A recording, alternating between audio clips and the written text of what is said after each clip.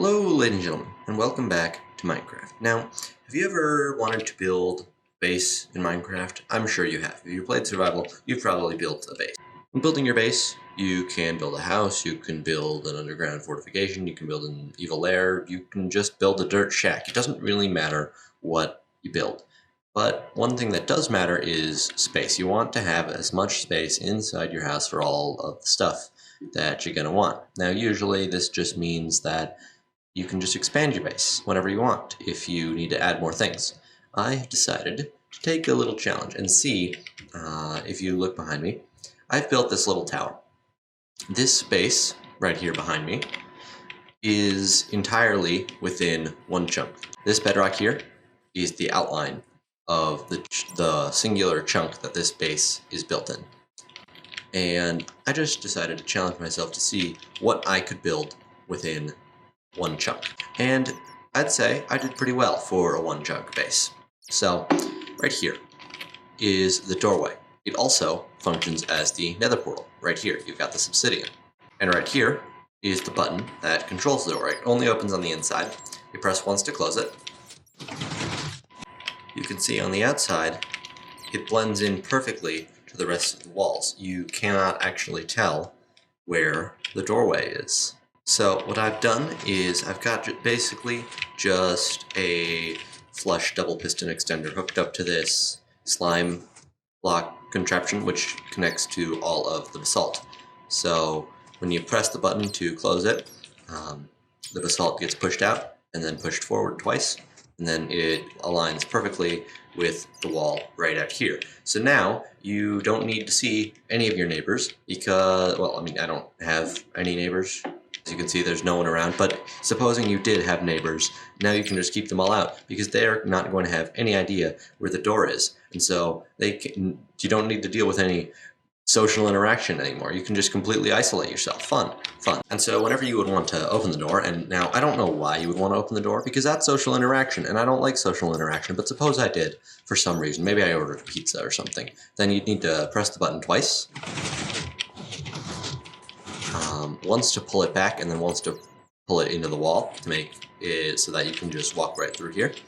And then you got this little area which functions as a nether portal, right like this. And that's just a neat little feature that I've got. So then in this room, you got some space. You can put some stuff here. Maybe you want to put some chests over here, or like an enchanting station over there. But you've also, over here, got a little elevator. You just step on the pressure plates and it pushes you up. Then you arrive at here, and this is basically where all of your automated farms are. Right here, you've got the tree farm. And so if I just get rid of some of this wood, then what I can do is I can walk over here, and I can grab some oak saplings and some bone meal. And I can place a sapling right there and right there. And then in the dispensers, I can fill them up with the bone meal on either side. And now what this does is basically, what you want to do is you flick that lever, and that rapidly dispenses a bunch of bone meal into the saplings, which is going to cause them to grow. And then you press this lever, and that pushes them forward. And then you put in more saplings, and then you make them grow. And it takes a moment, sometimes. Then you flick the lever off, you push them forward, and this is just a pretty simple automated rapid-fire tree growth farm. It makes the trees grow fast, and then it pushes them along this way for your mining convenience. So yeah, that's just the automated tree farm. You also can get saplings by breaking the leaves and whatnot. Alright, now in addition to the tree farm right over there, we also have these two rooms. And you may think to yourself, wait a minute, there's basalt and there's cobblestone over here. I wonder what it could be. And yes, indeed, it is an automatic cobblestone and basalt farm. You see, if I flick off this lever right here, you hear the TNT, and it explodes, and that destroys the cobblestone and the basalt. And then more TNT will drop down and destroy more cobblestone and basalt. And then you can go and you can pick it up, and you can walk back here. And basically what I've done is I've got two generators. I've got a cobblestone generator over there and a basalt generator over there. And what they do is they are constantly regenerating the cobblestone and the basalt, which the TNT then destroys, and you can then collect. And if you ever want to stop the stream of TNT, then just flick this off, and that just disables the timer that the TNT dispensers are hooked up to. So the TNT will stop being dispensed, and it will fill up the rooms with cobblestone and basalt.